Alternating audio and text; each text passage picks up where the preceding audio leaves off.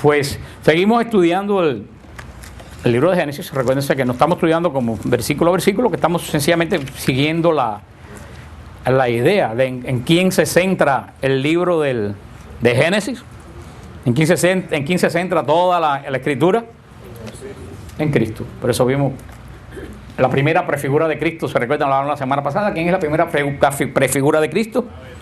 Abel. Vimos por qué Jesús, Abel es la prefigura de Cristo. Y de ahí vemos que nacen las dos generaciones posibles. Abel no tuvo generación. La Biblia nos habla, aquí comienzan las generaciones en la Biblia. ¿Y por qué son importantes las generaciones que a tantas personas aburren? ¿Por qué son importantes las generaciones? Porque las generaciones lo que tratan es de enlazar históricamente a Jesús con Adán. Y la historia, o sea que es una historia encarnada de Dios en nuestro propio quehacer diario, que no es un Dios raro que apareció no se sabe dónde. Por eso vemos, y dijimos la semana pasada, cómo vuelve a usar la palabra cuando en el caso de Caín, conoció Caín a su esposa. Y volvemos lo mismo, que viene la misma pregunta: ¿con quién se casó Caín? Y recuérdense lo que les he dicho: la Biblia no es un libro de ¿qué? De datos. La Biblia no es un libro de datos. Yo no voy a la Biblia, ojalá que de aquí a un año ustedes se les olvida esto. Yo no voy a la Biblia buscando datos. Yo voy a la ciencia buscando datos. Yo voy a la Biblia buscando ¿qué cosa? Revelación. Punto. Pero da la coincidencia, Cristo incidencia, que ayer estoy pasando los canales y estoy pasando por encima del History Channel, porque yo nunca veo esos canales, que el 90% de lo que dicen es mentira. Pero en el momento que estoy pasando, adivinen con quién me encuentro: con Caín y la esposa. Estaban hablando de Caín y de la generación. Y estaban diciendo, hipotéticamente, con quién se habrá casado, buscando suposiciones. Bueno, eso está bien, porque eso está bien para la gente que se dedica a la historia, pero no para nosotros. Pero yo estaba pensando, porque aunque la iglesia, acuérdense, la Biblia no es un libro de datos. Yo no voy a buscar la Biblia con quién se casó Caín, ni si fueron una pareja de verdad o si fueron un grupo. Puede ser, no puede ser, ese no es el objetivo de la Biblia. Ahora, yo personalmente me inclino sí a creer que es una pareja. Mi opinión personal, me inclino que es una pareja, porque yo no veo un pecado colectivo, yo veo un pecado personal. Pero eso es una opinión totalmente personal, y aparte que, como le dije, los científicos serios más que nada hoy en día se inclinan a creer que toda la raza humana viene de una sola mujer, que le llaman la Eva africana, por la configuración genética de toda la raza. Se están inclinando cada vez más a creer que hubo una cepa común de la raza humana. De ahí venía la pregunta que hacía en el History Channel, decía: no hay más opción que Caín se haya casado con una hermana. No hay más opción, si tú crees que es una pareja. Entonces eso horroriza a la gente. Pero yo no sé por qué no se horrorizan cuando los faraones de Egipto se casaban hermanas con hermanos. Entonces yo no he visto a ningún historiador que se horrorice porque los faraones se casaban con las hermanas. Pero sin embargo, en el caso de... Dicen, pero una hermana, tenemos que... Tiene lógica que haya sido como una hermana. Tú dices, eso me suena horrendo. Te suena horrendo en el siglo XXI. Pero ¿qué pasó con la creación de Dios, que era perfecta? Se desarregló. Así que de ahí en adelante, cualquier cosa que pasara, a nadie le puede llamar la atención, porque el pecado entró en la creación. Pero también hay otra cosa que nosotros no entendemos. La ley no comienza ¿hasta dónde? Hasta Moisés en el Sinaí. Antes de Moisés no había ley. Y si no había ley de Dios y el mundo estaba lleno de pecado, el hombre no tenía guía moral. Por eso que vemos que los patriarcas tenían montones de mujeres. Dicen, pero ¿cómo es posible? Claro que es posible, por eso que Adán tenía 2 mujeres y no estaba en pecado. ¿Por qué Adán no estaba en pecado con tener 2 mujeres? Porque fue cientos de años antes de la ley. Y mientras a ti no te dicen esto es pecado y tú no tienes conciencia de que eso es pecado, no es. ¿Te entiendes lo que yo les digo? Así que es muy posible que haya sido una misma hija de Adán y Eva, que producto de todo el daño que entró en la creación. Quiere decir que desde nuestros principios todo anda alterado. Es una suposición mía personal, porque yo no me inclino, de verdad, yo no me inclino a pensar que haya habido un pecado colectivo, muy raro, pecado colectivo cuando en medio de comunicaciones, antes yo creo que era más difícil. Aquí comienza las generaciones que no las vamos a leer, porque no vamos a entrar en este programa. El problema de estas generaciones continuamente dice que Enos tenía 900 años, que fulano tenía 600 años. Volvemos a lo mismo. La Biblia no es un libro de datos. La Biblia no está interesada en saber cuántos años tenían los patriarcas. Para el judío, y toda la gente que vive en el desierto, que pueden, y de hecho viven tan poco tiempo.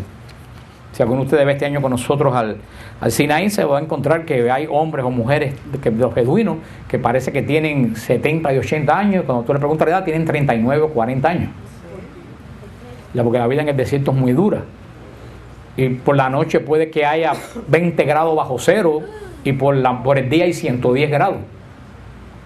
Y eso en el siglo XXI los acaba terriblemente, imagínense. O sea, la vida era muy corta. Entonces la Biblia dice, feliz el hombre que vive los años de esos nietos, de estos nietos. Entonces cuando en el Antiguo Testamento dice que una persona vivió 900 años, lo que pues tenemos que entender es que una persona que fue extremadamente bendecida por Dios.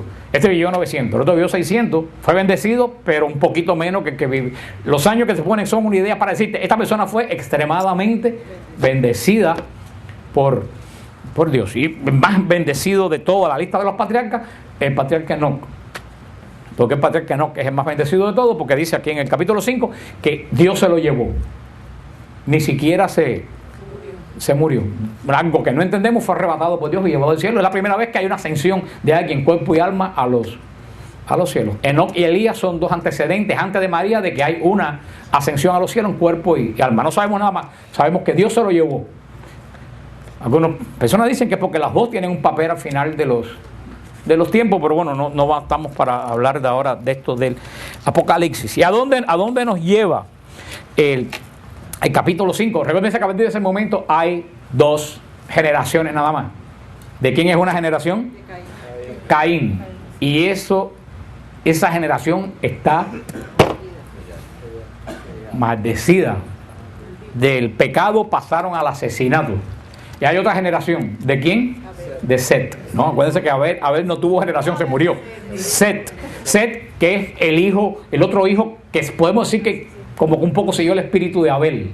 Hay esas dos generaciones. Y comienza la historia de la primera parte de las consecuencias de cómo esta humanidad que fue creado buena, primero perdió el paraíso, después perdió la santidad, después perdió la gracia, después perdió hasta la humanidad cuando un hermano mata vemos que esto va como de mal en peor. ¿Recuerda lo que dijimos la semana pasada? Que lo que yo le dije que había leído en un libro, que los peldaños de la degradación se bajan de 2 en 2. Y ahí llegamos al capítulo 6 de Génesis, versículo 1, donde dice: cuando la humanidad comenzó a multiplicarse sobre la faz de la tierra y les nacieron hijas, vieron los hijos de Dios que las hijas de los hombres les venían bien, y tomaron por mujeres a las que preferían entre todas ellas.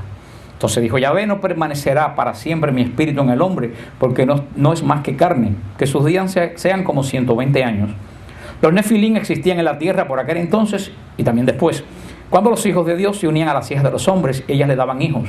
Estos fueron los héroes de la antigüedad, hombres famosos. Este capítulo, que ha desencadenado un torrente de delirio entre los protestantes, no entre la Iglesia Católica siempre ha estado clara, porque habla de la unión de hijos de Dios con hijos de los hombres. Entonces los protestantes dicen: esos son ángeles que se juntaron con los hombres y nacieron una serie. Inclusive yo oí a este señor de Alfa y Omega decir una vez que los ángeles se juntaron con los hijos de los hombres y que la gente que nacieron eran los demonios. Todas las cosas que se dice cuando uno abandona la verdadera doctrina. Esto no tiene nada más que decir nosotros. Hay una cosa muy sencilla, dice la iglesia, ha dicho siempre. Aquí están diciendo que dos grupos se juntaron que no se debieron juntar. Uno eran los hijos de Dios y los otros los hijos de los hombres. Dice, lo que quiere decir que la generación de Set se juntó con la generación de Caín.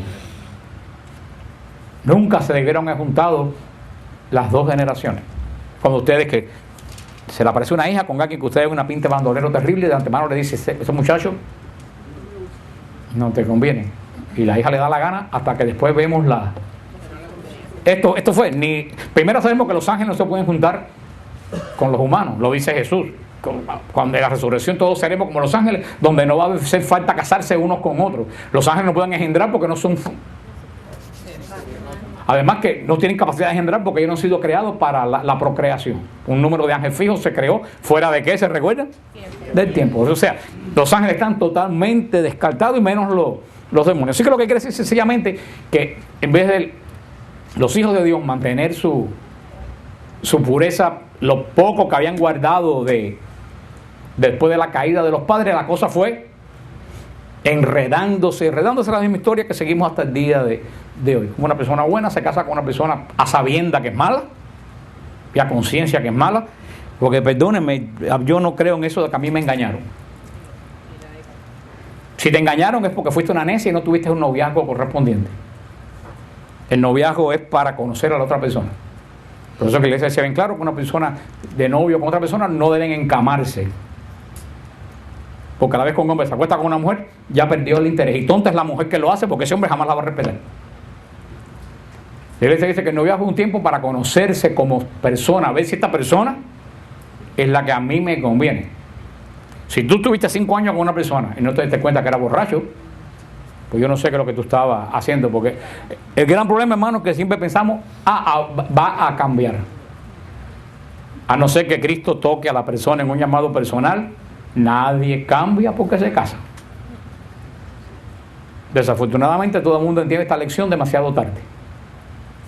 Cuando hay un horror ya vivido y un horror de daño que no se puede solucionar. Esta misma historia que vivimos en nuestra familia y que vivimos todos los días es lo mismo que está narrando Génesis 6. 2 generaciones, una que seguía a Dios y una que seguía el pecado y el desastre, en vez de mantenerse separados, ¿qué es lo que hicieron?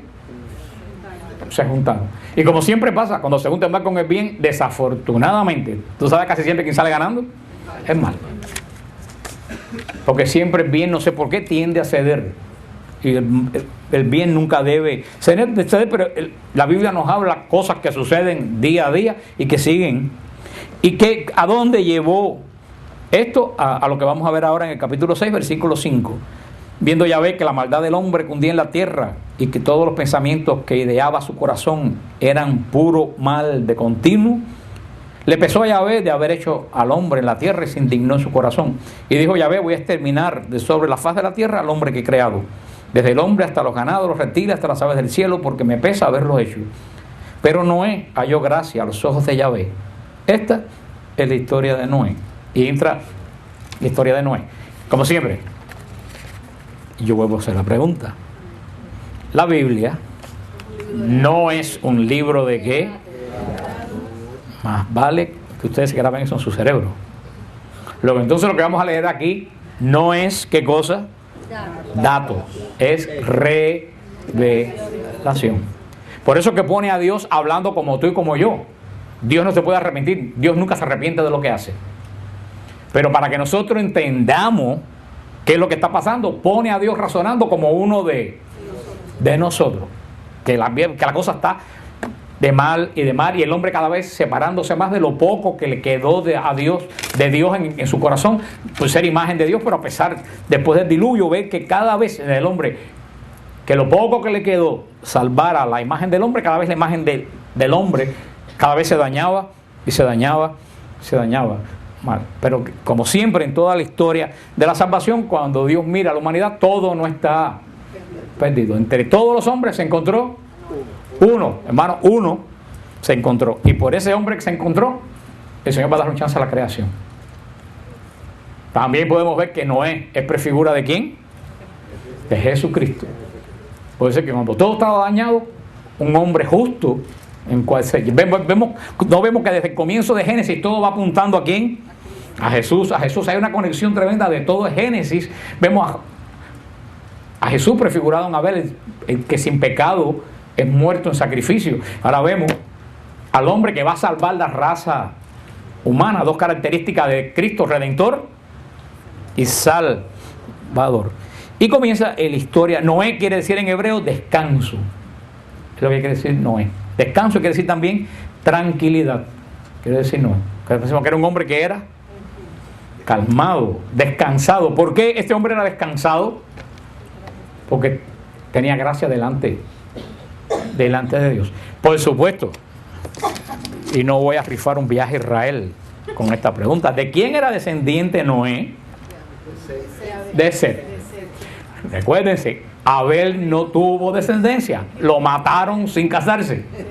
O sea que hay dos descendencias. Nosotros descendemos o de Caín o de Set. Noé era descendiente de Set. Dice en el versículo 30 de aquí del capítulo 5, después que nació Noé, Lamec vivió 595 años y tuvo hijo e hija. O sea, en el versículo 30 del capítulo 5 conecta a Noé con Lamec, un descendiente de Set. Ahora, en esta historia del diluvio, la palabra de Dios, la revelación, nos presenta lo mismo de Génesis. ¿Qué es lo que nos presenta? ¿Qué vemos en el capítulo 3 de Génesis?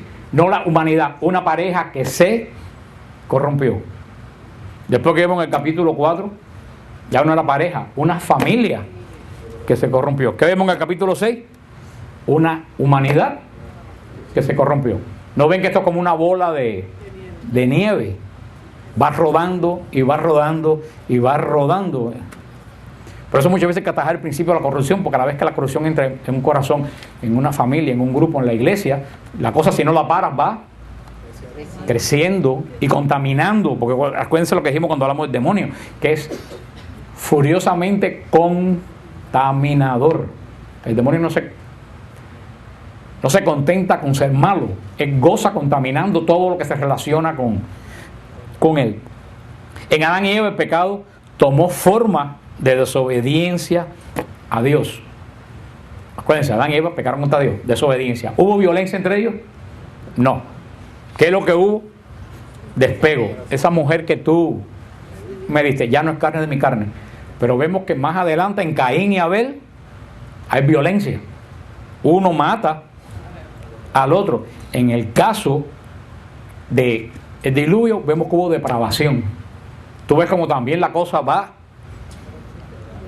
despego, violencia, depravación. Vemos como nos va diciendo la palabra de Dios, cómo el hombre, cuando no sigue la generación de Dios, va rodando y va rodando, como dice en Génesis 6:5. Y vio el Señor que la maldad de los hombres era mucha en la tierra, y que todos los designios de los pensamientos del corazón de ellos era de continuo solamente al mal. Y aparece este hombre que halla gracia a los ojos de Dios. En 2 de Pedro, capítulo 2, versículo 5, Pedro llama a Noé, que era justo, íntegro y caminaba con Dios. O sea, Noé era justo, íntegro y caminaba con Dios. El ser justo, íntegro y caminar con Dios, ustedes saben lo que era un contraste contra la generación impía que lo rodeaba. La gente odiaba a Noé. La gente no odiaba precisamente a Noé porque era malo. La gente odiaba a Noé porque era bueno. Y la bondad de Noé les recordaba a ellos su propia maldad. Mientras que esa maldad corrompía la tierra, Noé predicaba con su ejemplo de diferentes formas. Y la gente, sí, mire ese tonto, lo que esté loco, lo que está haciendo. Mientras la paciencia de Dios se iba agotando poco a poco. Porque lo triste el caso es que cuando la paciencia de Dios se empieza a agotar, los impíos no se dan cuenta. Ellos cada vez se envalentonan más pensando que Dios no va a actuar, que Dios no tiene poder. Y mientras ellos más se envalentonan, no se saben que la paciencia de Dios muchas veces que ya está llegando al límite. Y dice así, versículo 9, esta es la historia de Noé. Noé fue el varón más justo y cabal de su tiempo. Noé andaba con Dios. Después de eso creo que no hay que decir absolutamente nada más de un ser humano. Noé engendró 3 hijos, Set, Can y Jafet. La tierra estaba corrompida en la presencia de Dios, la tierra se llenó de violencia. Fíjate cómo la depravación lleva a la violencia. Dios miró la tierra y vio que estaba viciada, porque toda la carne tenía una conducta viciosa sobre la tierra. Dijo pues Dios a Noé: he decidido acabar con todo lo viviente porque la tierra está llena de violencia por culpa de ellos. Por eso he decidido exterminarlos de la tierra. Hazte un arca de madera resinosa, hazte el arca de cañizo y la embadurnas por dentro y por fuera con betún. Entonces, aquí le da el Señor de nuevo las dimensiones del arca, totalmente las dimensiones. Dice en el versículo 17: por mi parte voy a traer el diluvio, las aguas sobre la tierra para exterminar todo viviente que tiene hálito de vida bajo el cielo. Todo cuanto existe en la tierra perecerá. Pero contigo estableceré mi alianza. Entrarás en el arca tú, tus hijos, tu mujer y las mujeres de tus hijos contigo. Y de todo ser viviente meterás en el arca una pareja para que sobrevivan contigo. Serán macho y hembra. De cada especie de aves, de cada especie de ganado, de cada especie de reptil entrarán contigo. Tú mismo procúrate toda suerte de víveres y hazte acopio para que te sirvan de comida a ti y a ellos. Así lo hizo Noé y ejecutó todo lo que Dios le había mandado. Vemos aquí cómo el Señor está dando esta lección. ¿Qué es lo que va a hacer? ¿Qué es lo que va a hacer el Señor? El Señor va a exterminar una generación. ¿Qué generación? La generación de Caín. Solamente va a quedar la generación de ¿quién? De Set. ¿Representado en quién? En Noé. Bueno, dice, pero ¿cómo Dios va a destruir lo creado? Qué malo es Dios que destruye. Volvemos a las palabras de San Agustín. Al que se aleja de Dios, todo se aleja de él. Lo que sucedió en esta generación que fue destruida no es porque Dios se lo hizo, fue porque ellos se lo buscaron. Recuerden lo que hemos dicho, lo decimos cada cierto tiempo que viene el tema de la Sagrada Escritura, porque eso habla desde el comienzo. En el mundo espiritual nada más que hay dos campos: el campo de Dios y el campo del demonio. No hay más campo. No hay, en el mundo espiritual no hay neutrales. Si tú eres neutral en el campo espiritual, estás en el bando del enemigo. Y Jesús lo dijo: el que no está conmigo, que está en contra de mí. El que no recoge conmigo, desparramo. Jesús es radical. O sea, o tú estás en Cristo o estás en contra de Cristo. No eres indiferente, tienes que estar en uno de los dos bandos. Los que están en Cristo están cubiertos por la protección de Dios. En la medida que uno se aleja de Dios, ¿en qué bando vas entrando? En el bando del demonio. Y a la vez que entra en el bando del demonio, todo el poder de Dios no se aleja. Tú te alejaste del poder. Es como si está lloviendo y estás debajo de una sombrilla y una persona te odia y se quiere ir debajo de la sombrilla y se moja. Que esa persona, cuando se baja a la sombrilla, ¿se mete dónde? En el agua. Cuando tú te vas de Dios, solamente caes en el bando del enemigo. Y cuando caes en el bando del enemigo, el enemigo te premia con lo mejor que tiene. ¿Qué es lo mejor que el enemigo tiene? Violencia, muerte y problemas. O sea, no es que Dios castiga porque sí, ahora lo voy a castigar. No, es que esta gente se rechazaron el amparo de Dios. El que se mantuvo en el amparo de Dios, ¿qué cosa encontró? Salvación y vida. Y vemos cómo el Señor manda hacer esta arca. Y no solo hace el arca, por primera vez Dios hace un pacto con un hombre. Acuérdense que esta es la primera vez. Hay muchos pactos de Dios en la Biblia. Este es el primer pacto de Dios que nosotros vemos. Vamos a ver cómo después Noé cierra este pacto con Dios. Y dicen San Pedro también lo menciona, y los místicos dicen que el arca de Noé va a simbolizar algo. Si Noé simboliza a Cristo, ¿a quién ustedes creen que simboliza el arca? A la iglesia. El arca simboliza a la iglesia. Todos los que entraron a la casa que hizo Noé, ¿qué cosa recibieron? Salvación. ¿A través de qué? Del agua. Todo el que entra en la iglesia, a través del agua del bautismo, encuentra salvación. Todo esto es una gran prefigura. Todo esto apunta a Cristo y a la iglesia.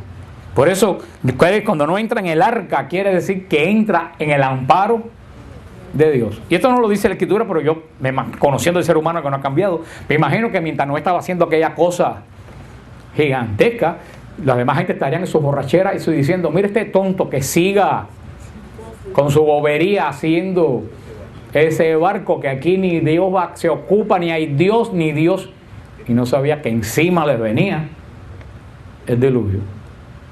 A lo mejor actualmente la gente dice: mire este tonto en el grupo de oración, mire este tonto orando, aquí lo que hay que pasarla bien y ganar dinero, y no sabe que encima le viene tanto un diluvio personal, un diluvio familiar o un diluvio social. Por eso nosotros no podemos desenfocarnos. Noé no se desenfocó de lo que Dios le dijo. ¿Qué Dios le dijo? Construye el arca. Y él construyó el arca sin importarle la burla ni la risa de los demás. Él se enfocó en la orden, y eso es lo que tenemos que hacer nosotros, hermanos, en estos tiempos que estamos como en la época de Noé, donde la depravación y la violencia es lo que prima. A mí no me importa lo que la gente diga, yo me enfoco en lo que el Señor me ha dicho. Porque a la hora del diluvio yo sé que yo estoy en el arca que me va a salvar encima. Porque fíjate que el agua que es de maldición para la generación de Caín hace flotar y salvarse a la generación de Set. La misma agua. Para uno es de maldición y para otro de salvación. Por eso un acontecimiento en tu vida de cualquier persona, para unas personas ese acontecimiento puede ser de salvación y el mismo acontecimiento puede ser de maldición. ¿Cuánta gente yo conozco, que el Señor nos ampare, que yo conozco, que se le muere un hijo y se vuelven mejores personas de lo que nunca fueron? Si veo personas que se le muere un hijo y se vuelven peores personas de lo que nunca fueron. Una misma situación puede ser para ti de bendición y por otra persona puede ser de maldición. Eso es lo que nos está hablando, de que hubo un cataclismo cósmico, definitivamente que lo hubo, porque no solo lo menciona la Biblia, lo mencionan los libros babilonios, lo mencionan los libros griegos y lo mencionan hasta los libros de los indígenas latinoamericanos, y todos coinciden que hubo una gran inundación en la tierra. Todas las culturas babilónicas, todas las culturas hablan de dicen no, que la Biblia las copió. Sí, la Biblia las copió de los indios americanos 4.000 años antes. Evidentemente hubo un gran cataclismo que los griegos llaman la Atlántida, cuando se hundió parte de toda una... Hubo un tremendo cataclismo que no sabemos qué proporciones, ni entramos en el dato de si se salvó todo, si se cupieron todos los animales. Eso es dato, eso a mí no me interesa. Aquí lo que dice que a través de que hubo un hombre justo, la creación fue preservada y fue recreada de nuevo. Y mientras nosotros los católicos y los teólogos esos y algunos trasnochados que andan por ahí dicen que no, que el arca, que Noé no existió, que el arca no existió, los científicos andan locos buscándolo. Entonces digo, ¿para qué buscar algo que no existió? Yo quiero que alguien me diga esa paradoja. Inclusive he visto algunos documentales bastante serios, que con fotos y todo, que parece que unos científicos encontraron algo en el monte Ararat, uno de los montes más altos de Turquía. Se encontraron algo que parecía una armazón gigantesca, como de un barco grandísimo, pero a una altura de miles de metros de altura, y le enfocaron y le tiraron fotos, pero nunca pudieron llegar porque hubo un derrumbe de nieve y la tapó. Pero están las fotos, se han encontrado inclusive, y ese documental parece bastante serio. Eso es lo que dice la historia de Noé, y sigue diciendo en el capítulo 7: Yahvé dijo a Noé, entra en el arca tú y toda tu familia, porque tú eres el único justo que he visto en esta generación. Sigue hablando de todos los animales puros, tomarás para ti 7 parejas, el macho, la hembra, etcétera, etcétera. Dice en el versículo 4, 7:4, porque dentro de 7 días haré llover sobre la tierra durante 40 días y 40 noches. Y exterminaré de sobre la faz del suelo todos los seres que hice. Y Noé ejecutó todo lo que el Señor le había mandado. Noé contaba 700 años cuando aqueció el diluvio. Vemos, 700 años. No era un hombre extremadamente bendecido. Vemos de nuevo los números que aparecen en toda la Biblia. 7 y 40. 7 que habla del pacto de Dios y 40 que habla de la obra que Dios hace en la creación. Cuando aparece el número 40 siempre es que Dios está actuando en su pueblo, o en la que está actuando, la actuación de Dios. 40 días estuvo Moisés en el monte Sinaí, 40 años caminó Israel por el desierto, 40 días estuvo Jesús en el desierto. 40 que sí, cuando Dios está obrando en algo, ya sea persona o sea en su pueblo. Pero aquí también hay otra lección muy importante: toda la familia de Noé se salvó. ¿Por qué se salvó la familia de Noé? ¿Porque todos eran justos? No, porque Noé era justo. Aquí no dice en ningún lugar que la familia de Noé era justa.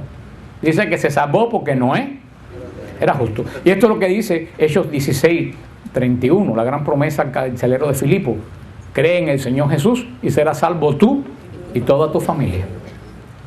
Tú no sabes si por tu fe generaciones de tu familia van a ser salvos. Eso es lo que nos llama el Señor, a pesar de todas las dificultades, mantener nuestra fe y nuestra fidelidad al Señor. Aparte que muchas veces se ve cuando la persona es fiel que verdaderamente la salvación entra en toda la familia, aunque sea poco a poco, pero aunque tú no lo veas, alguna salvación entra en la familia, porque así sucedió. La familia de Noé fue bendecida porque Noé era un hombre justo. No dijo, ya estoy harto de esta familia, que aquí nadie. No, él no le importó lo que lo rodeaba ni en la familia ni en la sociedad. Él fue, ¿qué cosa? Fiel.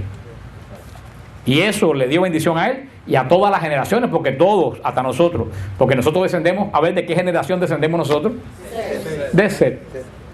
Nosotros hemos sido bendecidos en la mismísima generación de... Porque si todo fue destruido, solamente se salvó Noé, todos nosotros descendemos de un hombre justo. Y no solo de este hombre físico, espiritual justo, descendemos de un hombre perfectamente justo, que también es Cristo Jesús espiritual. O sea que este es un libro hermoso cuando se ve como revelación, no cuando se ve como dato. En estos 5 minutos que nos queda, dice, no entró en el arca y con él sus hijos, su mujer y las mujeres de sus hijos, para salvarse de las aguas de diluvio. Dice en el versículo 7:10, a la semana las aguas del diluvio volvieron sobre la tierra. En el año 600 de la vida de Noé, el mes segundo, el día 17 del mes, en ese día saltaron todas las fuentes del abismo y las compuertas del cielo se abrieron. Y estuvo descargando la lluvia sobre la tierra 40 días y 40 noches. En aquel mismo momento, en aquel mismo día entró Noé en el arca. Dice los nombres de los hijos de Noé. Dice en el versículo 17, el diluvio duró 40 días sobre la tierra. Crecieron las aguas y levantaron el arca que se lanzó encima de la tierra. Subió el nivel de las aguas y crecieron mucho sobre la tierra mientras el arca flotaba sobre la superficie de las aguas. ¿Tú ves lo que le dije? Lo mismo que para unos muerte, para otros es bendición. Y eso lo tenemos que procurar en nuestra vida, que todos los acontecimientos, aún los peores que hayan en nuestra vida, no sean para muerte, sean para ¿qué? Para bendición. Eso es lo que dice la carta de los Romanos: todo obra para bien del que ama. Hasta lo peor que te puede pasar en la vida, si tú eres un hijo de Dios, obra para bien tuyo. Sigue diciendo en el versículo 24, las aguas inundaron la tierra por espacio de 150 días. En el capítulo 8, versículo 1, se acordó Dios de Noé, de todos los animales, de los ganados que estaban con el arca. Dios hizo pasar un viento sobre la tierra y las aguas decrecieron. Se acordó Dios de Noé. Pero que decir que Dios, como pasaron 150 días, se le había olvidado que Noé estaba flotando en un... Quiere decir que cuando Dios promete algo, aunque parezca que Dios se olvidó, ahí está. Solamente esperando el momento de Moisés no estaría 150 días diciendo, pero vaya, ya han pasado. Dios se olvidó. Dios nunca se olvida. Lo que pasa es que el tiempo de Dios, y eso lo hemos estudiado hasta la saciedad, no es nuestro tiempo. Dice, y mírate qué interesante, en el versículo 4 dice, en el mes séptimo, el día 17 del mes, varó el arca sobre el monte Ararat, donde mismo los científicos han encontrado el almatroste lo mismo, el séptimo día. 7, quiere decir, Dios siempre se acuerda de su pacto. Dice en el versículo 6, al cabo de 40 días, otra vez de nuevo, el tiempo en que Dios obra, actúa.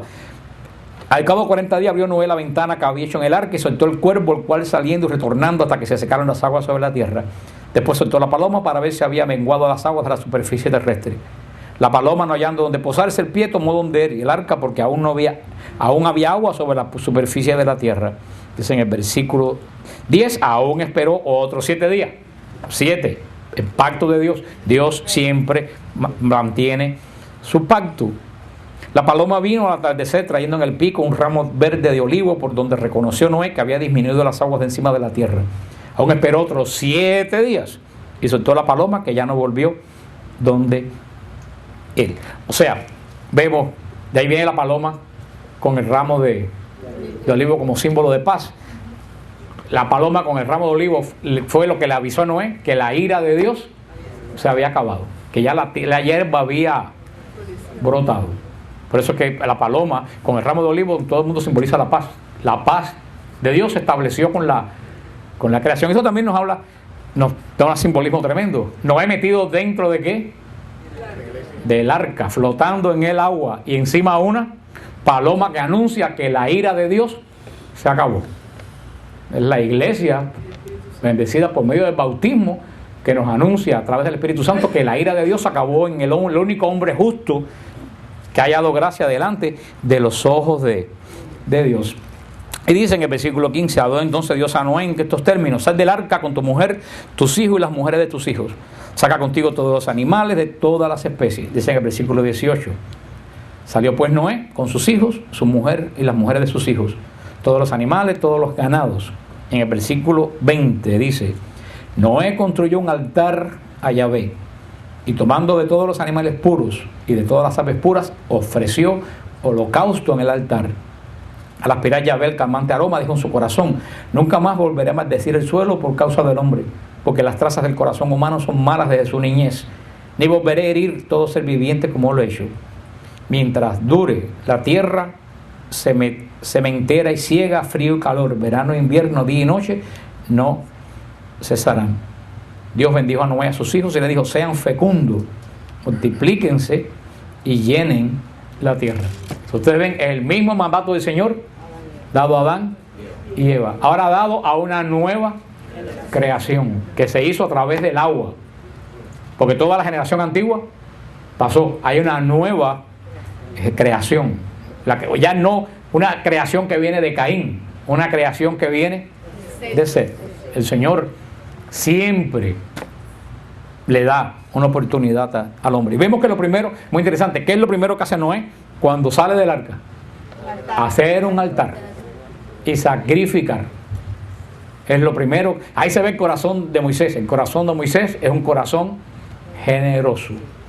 Lo primero que hace es, antes de decir que buena suerte he tenido, no, voy a levantar un altar a Dios y darle un holocausto. Holocausto quiere decir, le ofreció lo mejor de lo que la primicia de todo, confiando en que el resto Dios lo iba a hacer. Y se realiza el primer pacto de Dios con los hombres. Mira esto que interesante.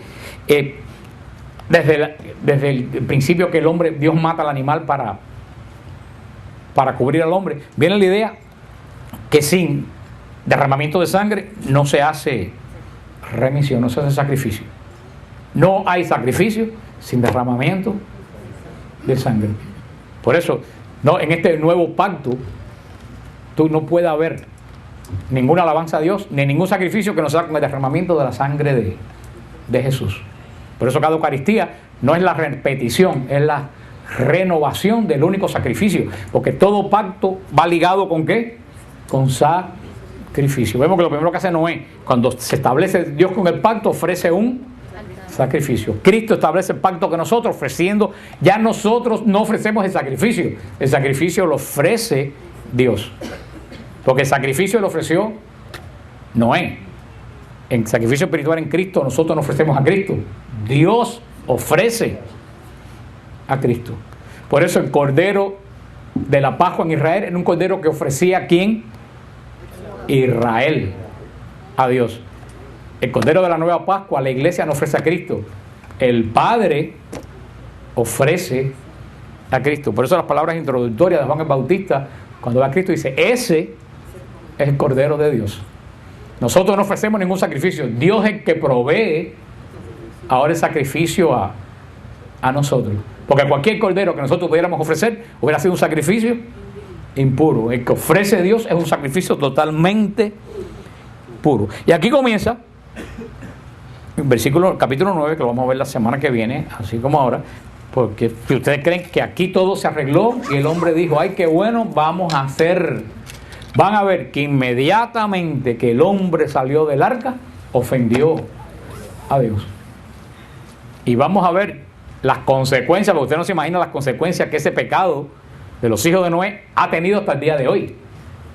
Van a ver por qué ha habido una consecuencia terrible en una región del mundo desde ese momento por una acción irresponsable de los hijos de Noé hasta el día de hoy, porque toda acción irresponsable nuestra, hermano, conlleva daño a la armonía de Dios y después vienen los estamos viendo que muchas cosas de la vida de nosotros en la historia o en la vida de nuestra familia puede pasar. Hermano, todo esto es más viejo que ni se sabe, que todo esto ha venido ocurriendo desde el principio de...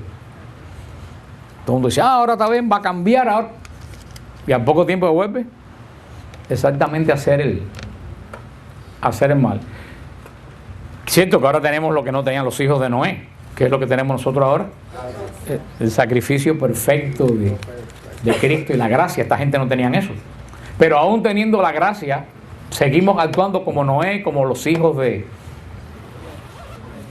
Porque ustedes van a decir, bueno, ya los hijos de Noé vieron el tremendo desastre que hubo sobre la humanidad, la familia va a ser una familia unida, una familia santa. Otro desastre salió, y vamos a ver cuando Dios crea su pueblo, que sale del pueblo que crea Dios, otro desastre. ¿Se te sorprende que haya problemas en la iglesia? Si esto viene sucediendo desde el primer momento. ¿Cierto? Vemos que la historia, nosotros no podemos estarnos fijando siempre en lo malo, sino tenemos que fijarnos en la misión que Dios me ha dado y no dejar que nada nos desenfoque de esa misión, como Noé no se dejó desenfocar de la misión. Pero vemos que Noé apunta a Cristo, vemos que Abel apunta a Cristo, es el sacrificio del justo que no tiene pecado por la maldad del hombre, nos habla de la redención. Sin embargo, vemos que Noé apunta a Cristo y nos habla de Cristo Salvador, aquel que a través de su fe salva a toda su familia y establece un pacto con Dios. ¿Cuál es el primer pacto que se establece? No voy a destruir más la creación. Pero ese pacto ese pacto, y el último que le voy a decir, ese pacto que hace Dios con Noé, que vamos a ver la semana que viene, ese pacto que hace Dios con Noé es una dispensación. Dispensación quiere decir que se da. Es una dispensación, el pacto de Noé, una dispensación. ¿Ustedes saben de qué? Es una dispensación de responsabilidad. Dios hace pacto con Noé, pero dispensa, le dice al hombre, ¿qué cosa? Yo sello con ustedes, pero ustedes se comprometen ¿a qué? A ser responsables con la vida de ustedes, con la gracia que yo les he vuelto a dar. Vamos a ver que la generación de Noé fue la misma de la generación de Adán y Eva. Unos fueron buenos, otros fueron malos. Y sigue siendo la generación de Cristo y la generación de la iglesia. Unos son buenos y otros son malos. ¿Cuál es el problema de nosotros en todo este mundo convulso, en toda esta iglesia convulsa? Procurar no llevar en la frente el sello de asesino de tu hermano. No dejarnos desenfocar y procurar hoy en día no ser porque la generación de Caín se acabó físicamente, pero no espiritualmente. No ser generación de Caín, ni ser generación de los hijos que va a haber la semana que viene malo de Noé, sino no fijarnos en el mal, fijarnos en el bien. Ser generación de quién? De Set. Y vamos a ver de los hijos fieles de Noé como generación del hijo fiel que es Cristo, que somos nosotros.